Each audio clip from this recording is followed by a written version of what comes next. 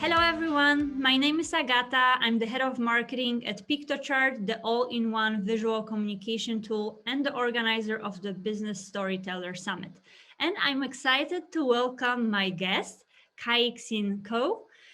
Xin is the co-founder of HighSpark, a strategy presentation consultancy, which she started when she was just 19. It was during this time when she was challenged by adults twice her age and her experience. Back in the day, she lacked the industry experience, but she still managed to earn trust of CEOs, directors, and heads of departments. And many of them became loyal clients, and they are her clients up to today.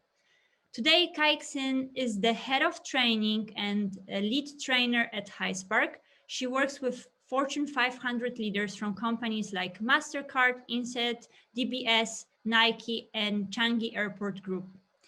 Xin was recently one of the few Singaporeans on the Forbes 30Under30 Asia list. She also received a honorable mention at the World's Best Storyteller Award by the World HRO Congress in 2017. Welcome, Xin, and thank you for joining us today. Hi, thanks for the wonderful introduction. It's good to be here.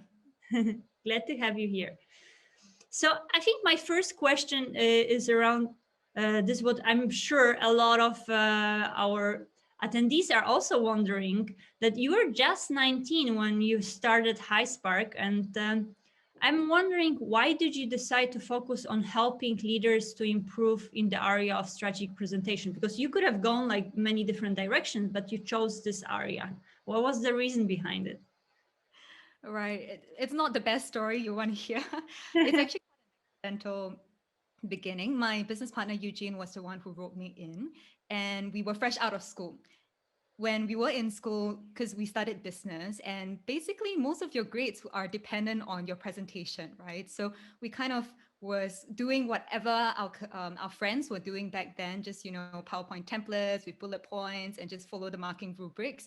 Until one day, it's actually my business partner Eugene. He's really great with presentation design, and his dad gave him a MacBook. Yeah, it's good branding, brand story. And then that kind of changed his life literally, because he started learning design, and then he read books like Presentation Zen. And yeah, he came back to school and said, hey, there's this new way of presenting, we should try it. And we did that for our school presentation, and our grades just tick off. I think it's a blessing that one of our teacher kind of saw something in this and nudged us in the right direction, right? So Eugene, he started doing a couple of freelance projects, and that kind of validated that, hey, there is a need. And in fact, we realized communication skills is not something that is exclusive to schools. In fact, in the real world, we need it so much more. And there isn't like a marking rubrics that you can follow as well. It's just, how do you connect with people? How do you know whether people can relate to you? And I think just very accidentally, we stumbled in this area. And slowly we realized that the value of visual is no longer just about aesthetics and design, right? But there's also this strategic part, which is storytelling. In fact, we rebranded ourselves. In the past, we call ourselves Slide Comet. And then years later, we rebranded to HighSpark, which is what we are right now. And yeah, clients just come to us because I think there is this framework, this proven framework for us to tell story. And personally, I'm very curious in like how people make decisions, and like how they think, how they buy. And a lot of this cognitive behavioral science can be put into storytelling in order for you to win hearts and minds. And yeah, over time, we kind of just develop it into a proven framework so that people would be able to reduce their guesswork and get that success that they need to.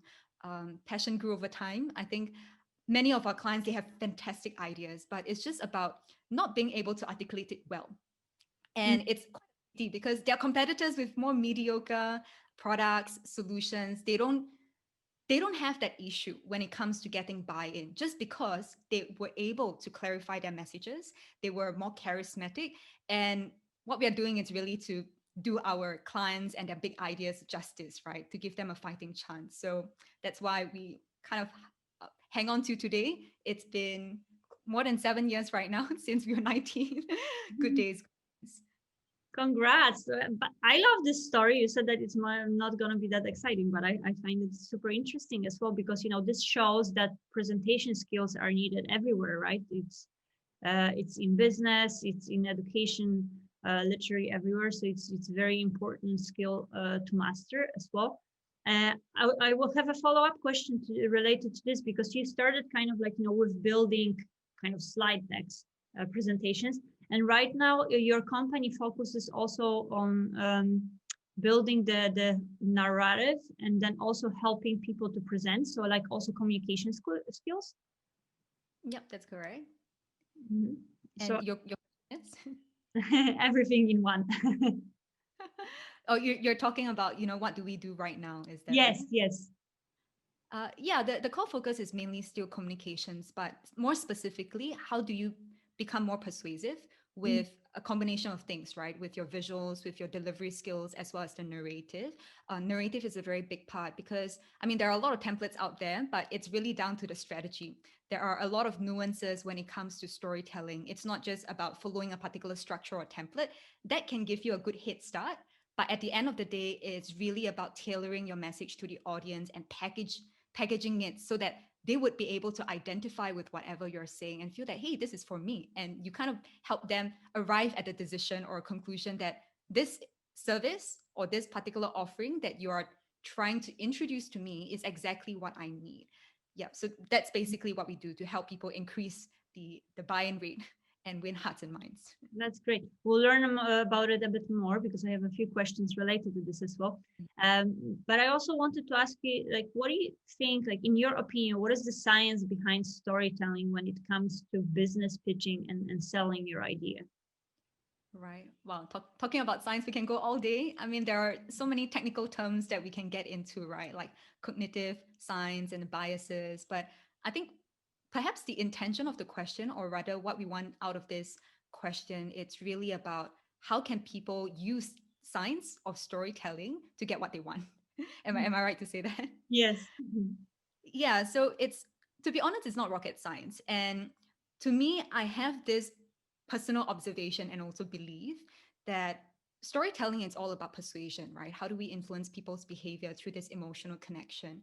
So if we really want to know how it works and how to be persuasive, first we must understand and have that level of awareness of how we as individuals are being persuaded on a daily basis and how we make decisions, right? What to wear, where to go, what kind of transportation to get to somewhere, whether we should leave our house or not in this COVID situation.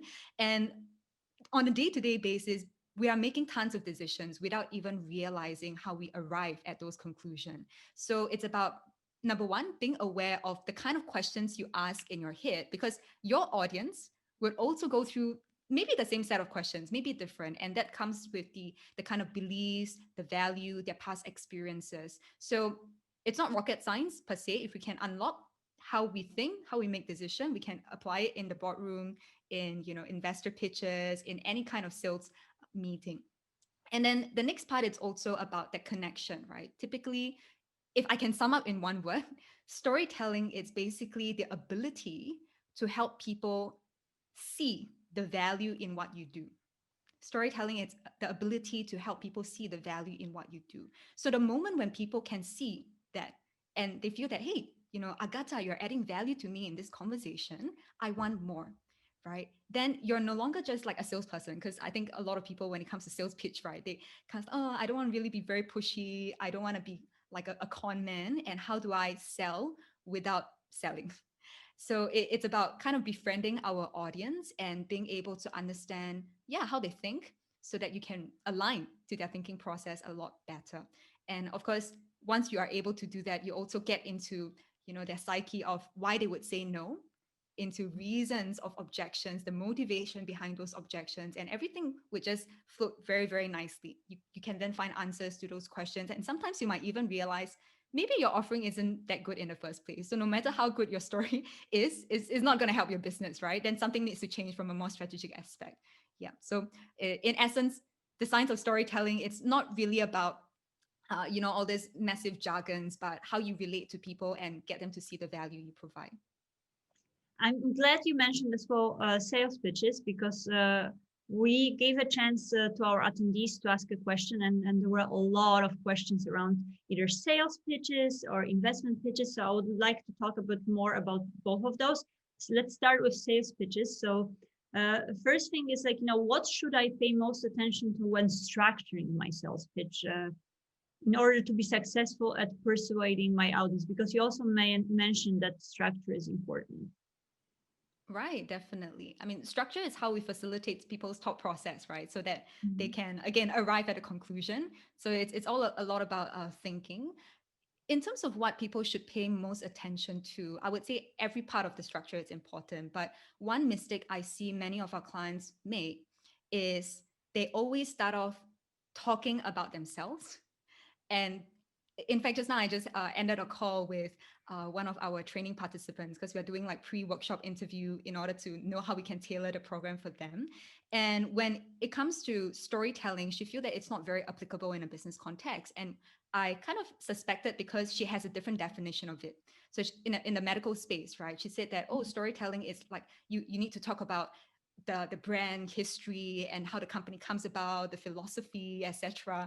And that's how they typically start off a presentation. You should never ever start off that way because, to be honest, nobody cares about your business. People care about how you can help them, right? So start off. Usually, people like to start off with a problem, and I think more and more people are educated in this aspect. But there is a problem to that as well, Okay. because now your competitors are also going to start off their pitch with a problem that Mm. your customer is facing, right? So we need to then think about how can we differentiate ourselves. Hence, we call it a differentiated problem. This is going to be in one of the templates we will be giving out as well at the end of this particular session. But if you can follow this structure at the start, you don't just want to talk about the problem that the landscape is experiencing or your like generic problems that your customer is experiencing. You want to talk about that to say, okay, there is a problem. There are solutions to solve the problem, but there are gaps in existing solutions. Hence, this is where we come in order to help you achieve XYZ. It's a very fine line because a lot of people just stop at there is a problem in the market and our solutions, right? They don't differentiate they don't differentiate themselves with their competitor's solution. So it's kind of like storytelling has this connotation that you just have to appeal to people's emotions, but that is not completely accurate because we've seen tons of advertisements that are quite, you know, heart wrenching or it makes us laugh and cry, especially Thai advertisements. I love those. But at Mm. the end of the day, I mean, if I were to ask you what's the most memorable one, and do you remember which company is behind it? No. Highly, you won't remember, right? It's like, yeah, I remember the storyline, but not the brand. So what you're essentially doing is you're helping your competitors to create this awareness in the market that there is a problem which require a solution, but you're giving your customer this kind of autonomy to say they can choose any kind of solutions. Doesn't matter. It doesn't have to be you. So at the very start, you need to be able to frame it in a way that no, you can't go with other solutions because they are not good enough. I mean, of course, not to diminish them. The packaging of the message is very important. You want to say that there are gaps, and this is why we are able to help you in a more effective way. So that's the very start. And then you introduce yourself. Don't start off with about us. And also the angle of how you introduce yourself shouldn't just be, oh, we have all these offices around the world, you know, in Malaysia, in Berlin and stuff. Again, nobody cares. You want to make it relatable to say, how does it matter to you? Like, why does it matter that you have office in Malaysia, right? How does it help me and my life, my work? And then afterwards, you want to go into the specifics in terms of usually people just stop at product features of offering. They kind of just go on like, oh, the more features we have, the better it is, right? But actually it's incorrect because people often also don't care about the feature unless the features can add value to them and help them with their work. So again, you want to put that there and then talk about the outcomes, and then you want to mention the next steps. A lot of people miss that out as well. What are the next steps? You want people to make a commitment rather than just, oh, thank you, any questions, right? Talk about the plan to say after this outcome, what is the call to action that you need to take in order to achieve that outcome and benefit from whatever that I've just said. And of course, verbally, you have to kind of ask a couple of questions in order to get their buy-in as well. So it's a very holistic approach when it comes to structure. It's not just about structure as well, it's about how you package it. And at the end of the day, it's about starting and ending well, starting where you really make them feel that, hey, within the first few minutes, already this person is adding value. And then at the end, talked about how they can get started immediately, right? Mm. More or less, this is kind of like the flow and the structure. That's really helpful, like a lot of great ideas there. And I'm glad you also mentioned, like, how to end the presentation, because that was one of the questions that we got from one of the attendees as well. He asked, like, how to effectively close a business pitch. So you would suggest action items, right? Yes, that's correct. And there are a few magic questions you can ask when it comes to closing the pitch as well. I think, again, a lot of people just end off with, okay, thank you. That's all I have. Any questions? That's like the worst because it's so generic. So number one, in order to know how you want to close well, you need to be able to have clarity on your success factor. How would you know whether the presentation is successful or not? At the very beginning, you should already have that intention. So it could be, okay, in this particular meeting, I need certain information in order to customize a proposal, right? Or in this presentation or after this presentation, I need this person to introduce me to the decision maker. So it depends on the phase of the presentation you're at and in the phase of the meeting. So once you define the success factor, then you can ask the right questions. But even so, regardless of which stage you're in, questions like, based on what I've shared so far, does it align with what you have in mind? This question is actually very powerful because a lot of times we assume that people like what they hear. Yeah. Am I right? It's just like, yeah, I feel very passionate and very charismatic about the whole pitch, and they're like nodding. So we naturally assume that they are buying into our idea. But then the next thing that happens is once you leave the meeting, they either ghost on you or they take a extremely long period of time to get back to you. And then it's just like, oh, now it's not the right time. Can we put this on hold? Right.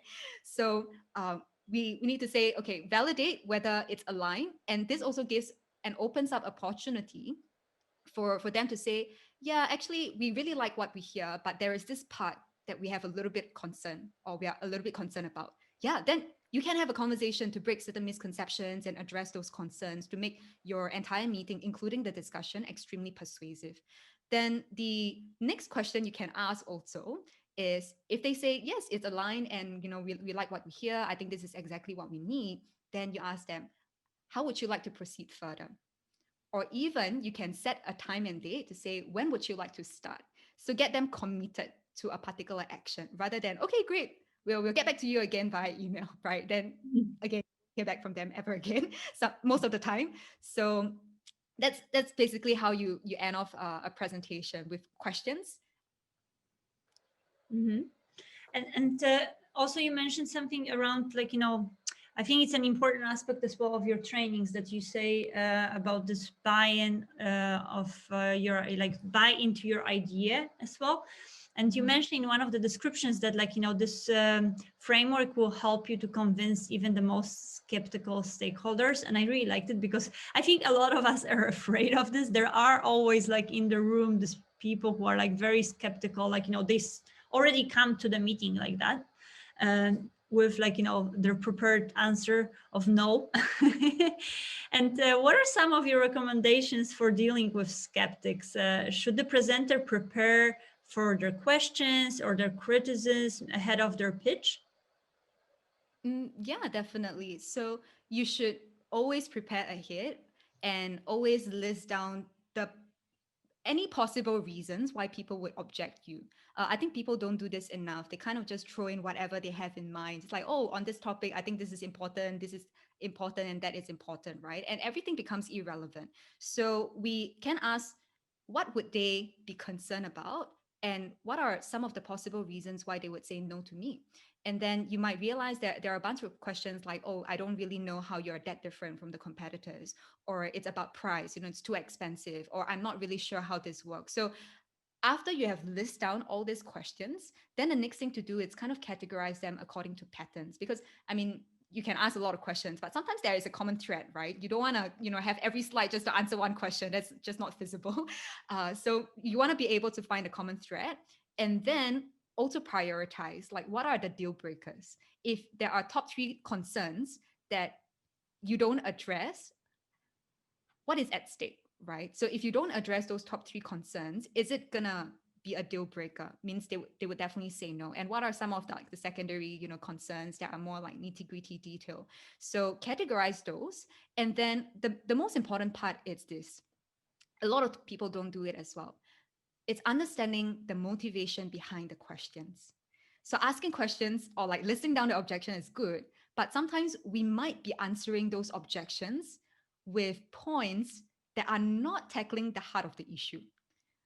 So we need to understand why people have the motivation to ask questions. For example, price is it's such a question that people always ask, right? It's like, oh, it's too expensive.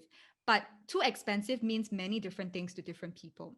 Some people feel it's too expensive because they're unable to justify the outcome that they can get from this offering. And if that's the case, if that is the motivation behind the question or the reason behind the question, all we need to do is to justify what is the ROI, right? But then some people feel that it's too expensive just because it is their first time looking at a price like this, and it kind of caught them off guard, right? And then is it about, okay, having some form of benchmark, a comparison to put their mind at ease? Or sometimes you might even realize that they're comparing you with the wrong people. For example, when we first started, right, when we talk about slide design, the reason why we changed our our brand name is because a lot of people keep associating slides to graphic designers that are freelancers, right? It's like, oh yeah, I can do slides myself. Why should I pay you to design my slides? There are a bunch of out there. Why should I pay you, right? And then it's like, okay, I mean, that is a major concern. And we realized they are comparing us with the wrong people. And there are also clients who said, wow, really? You guys charge this amount? It is so affordable. I think you guys are undercharging. So we are listening to like two separate ends of the spectrum, right? People with different stories, like what is wrong? So it's all about perception of how they value your offering.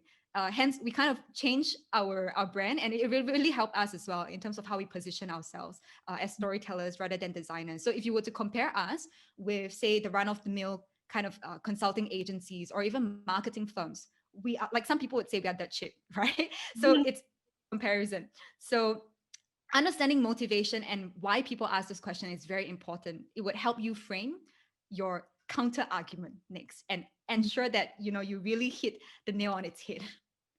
But yeah, that makes sense. But in this case, so would you actually follow up? So let's say someone says it's too expensive. Like, would you then ask them, like, why do you think it's too expensive? To get the chance, like, actually to clarify and remove the concern. Right. So you should do this even before you meet them face to face. So when you're deciding what to include in your presentation, you should have already considered that people in the room are going to be very skeptical. We always try to imagine the worst so that we can be over prepared, right?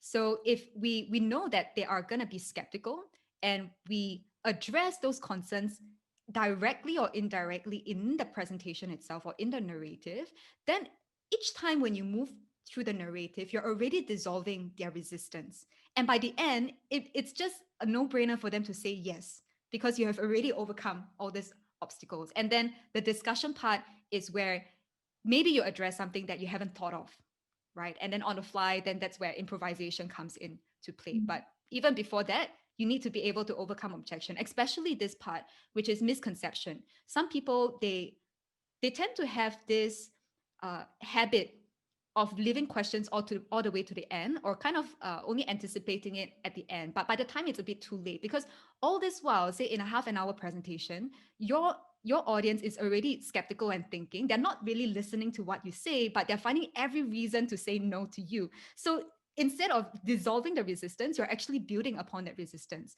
So don't leave it all the way to the end, especially misconception, right? Like I said, if you can break any form of misconceptions at the very, very beginning of your presentation, then do so. Because yeah, if they are going to have that misconception in their head, then you won't get through to them, no matter how great your idea is. So break the walls first, and then get them to be receptive then you talk about your grand ideas and how you can, benefit them to achieve certain outcomes. I really like this idea as well because, even when I'm attending some sales pitches, it's always the same structure, right? Like they show me like all of their features and so on. And like, I cannot stop thinking, okay, how much is this going to cost? How much this is going to cost, right? And through the whole presentation, that's what I'm thinking. So I'm not really even focused fully.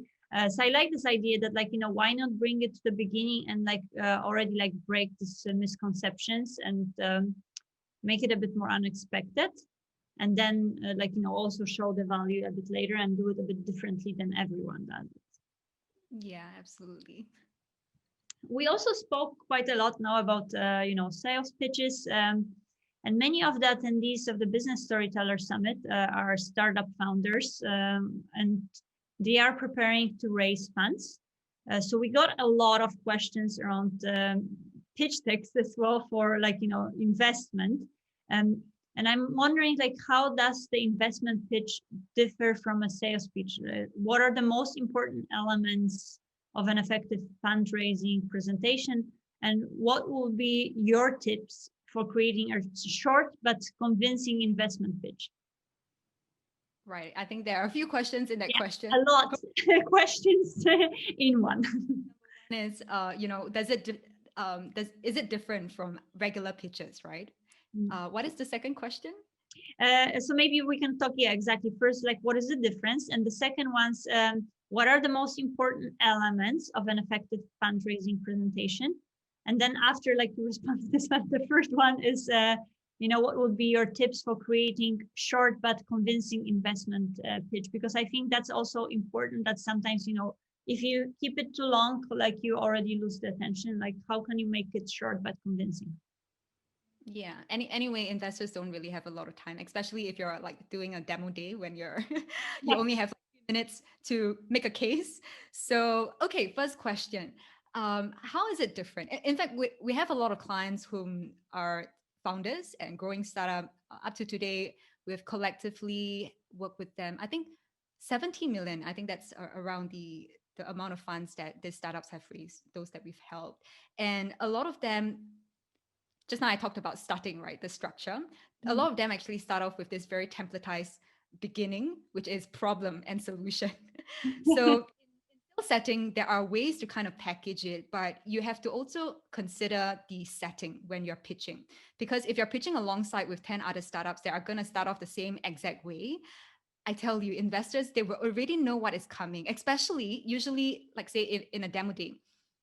There is a theme around it, right? Specific industry. So your competitors are kind of like selling somewhat similar solutions. So it's not going to make you stand out within the first 30 seconds. Let's face it. So how does it differ is it really depends on the startup. I would always recommend startups to start their presentation with their strongest point. And sometimes problem and solution isn't the strongest. So the strongest point is something that would hook the audience interest, that would prove to the investors or potential investors that, hey, this is high potential. This can be very, very scalable and highly profitable, right? You have to think in their kind of psyche. They're all about numbers. But I think too often startup pitches kind of pitch in a way that they are presenting to customers, trying to get customer to buy into like why their solution is so great rather than why it's a great business model, right? So that's something to take note of. So at the very beginning, strengths could be maybe your team comprised of, it is made up of founders with different experience. And some of them maybe have already exited. They have sold a couple of companies for a couple of $1 million, right? So that's proven track record. And if you put that first, that could be your strength, right? Just like, wow, okay, let's listen because you have proven track record. This wouldn't be any different. You have already the experience. It could also be in a form of, say, within a very short, maybe 2 to 3 months runway when you first started. Already you have gotten a lot of paying customers, or some of them might have even signed like an agreement to say that they will be on board. If you have like big, retailers or kind of industry players on your list, it's going to be a hook as well, because wow, how do you, with no marketing spend, with just starting out with very, very little resources, already get those clients on board. And that is also a a proof to validate that there is traction and there is some promise in this space, right? So every team is different. So we usually work with our clients to understand what is their unique selling point that they can use within the first two slides in order to hook before then going to the product and solution, right? So again, this is going to be part of the free giveaway, the template that we will include. What are some key ingredients? And then your next question is, what are some of the most important elements to include in the pitch, right? The most important point is about how scalable, profitable, and sustainable your business is going to be as well. Are you solving a real problem? That is essential. But I think a lot of people spend too much, like 70%, in fact, 70% of their entire pitch deck focusing on products and solutions about like, the market, the trends and stuff like that. Don't do that. You want to focus on numbers. If your solution isn't any different from your competitors, then you want to talk about whether there is a difference in your business model. Business model can be a differentiator as well, because I mean, you see some people, I mean, some companies, they sell exactly the same thing, but why do some thrive and then some just, kind of disappear after a couple of years, right? It has to do with how they operate and the kind of strategy behind it, and then how they, scale and grow. So think in the minds and in the shoes of investors. It's always about return on investment. And I think one very important consideration as well is, who are you presenting to? A lot of times people just like, oh, very broadly, I'm speaking to investors, right? But investors, there are so many persona, so many profile. Some of them care more about the disruptive idea. Some of them care more about the returns. Some of them care about this particular cause, right? Like, is it going to solve a big problem that they truly care about, like say global warming or sustainability, right? And they truly want to support. And some investors, they have a portfolio of companies that they have already invested in, and they're just looking out for companies that can be a good addition so that there is some synergy within their portfolio companies in order to kind of, increase the valuation for the overall portfolio. So all of them come with a very different mindset. And also for founders, it's very important when you're crafting the narrative to know exactly who you're pitching to, because the last thing you want to do is to kind of angle it such that it's targeting everybody, and then you attract investors whom you don't really want to work with as well. Like some of our startup clients, they are very, very passionate and very invested in the cause, right? So they prefer that an investor can be kind of like a mentor to them as well. So if someone is too numbers oriented and they know that over time they would lose sight of their original cause of starting the business in the first place, they wouldn't want to work with such a people. They would turn down. But if you have that clarity right from the very beginning, you can then craft your message to qualify and disqualify people based on what you want to and who you want to attract. Yeah, so that's kind of more of the ingredient and consideration factors. And then how do you make it short and convincing, right? I would say persuasive aspect is very interesting for everyone. How do we persuade?